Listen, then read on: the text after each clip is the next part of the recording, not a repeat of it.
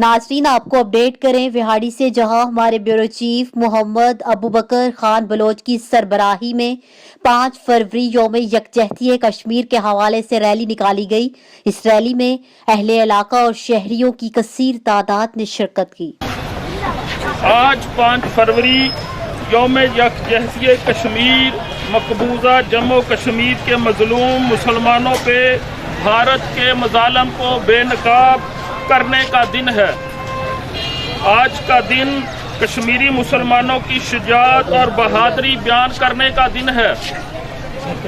بھارتی غصب و گنڈا فورسز نے کشمیر میں نومولود بچوں سے لے کر 80 سال بزرگوں اور بہنوں بیٹیوں کو اپنے مظالم کا نشانہ بنایا ہے اور سلسلہ تاحال جاری ہے۔